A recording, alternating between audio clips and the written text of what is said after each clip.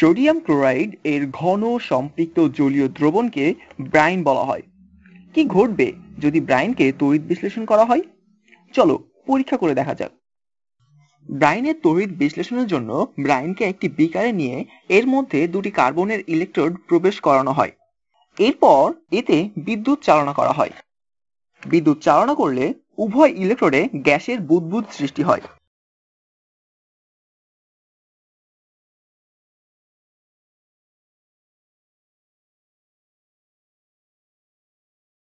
তাহলে প্রশ্ন দাঁড়ালো, ব্রাইনে কি এমন ঘটছে যাতে এই গ্যাসের বুদবুদ সৃষ্টি হচ্ছে? ব্রাইনের একটি অংশ হলো সোডিয়াম ক্লোরাইড, যাতে রয়েছে পজিটিভ সোডিয়াম আয়ন এবং নেগেটিভ ক্লোরাইড আয়ন। সেই সাথে যেহেতু একটি জলীয় দ্রবণ, তাই এতে থাকে পানি, এবং পানি থেকে পাওয়া যায় পজিটিভ হাইড্রোজেন আয়ন এবং নেগেটিভ হাইড্রোক্সাইড আয়ন। উভয় তড়িৎদ্বারেই গ্যাস উৎপন্ন হয়েছিল। চলো একটি একটি করে তড়িৎদ্বারে কি ঘটেছে তা দেখা যাক। চলো প্রথমেই দেখি অ্যানোডে কি ঘটেছিল। অ্যানোড হচ্ছে ধনাত্মক ইলেকট্রোড বা তড়িৎদ্বার। যেহেতু এটি ধনাত্মক, তাই নেগেটিভ আয়নগুলো অর্থাৎ ক্লোরাইড আয়ন এবং হাইড্রোক্সাইড আয়নকে এটি আকর্ষণ করে। ক্লোরাইড আয়ন একটি ইলেকট্রন দান করে, অর্থাৎ এখানে জারণ বিক্রিয়া ঘটে।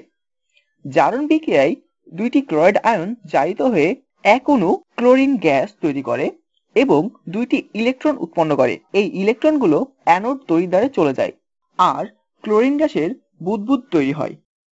আচ্ছা, তাহলে ক্যাথোড বা ঋণাত্মক তড়িৎদ্বারে কি ঘটে?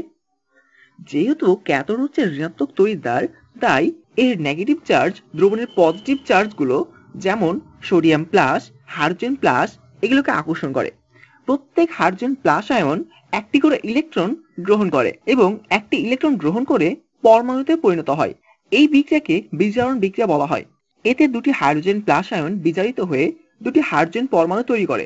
এই দুটি হাইড্রোজেন পরমাণু যুক্ত হয়ে হাইড্রোজেন গ্যাস তৈরি করে, যা বুদবুদ আকারে বের হয়।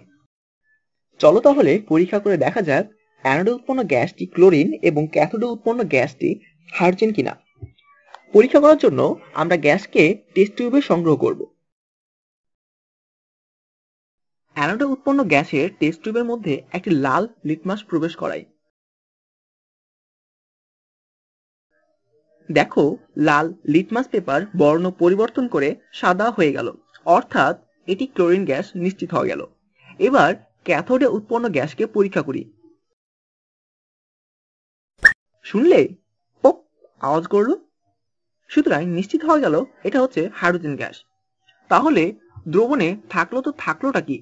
দ্রবণে অবশিষ্ট থাকলো সোডিয়াম প্লাস আয়ন এবং নেগেটিভ হাইড্রোক্সাইড আয়ন।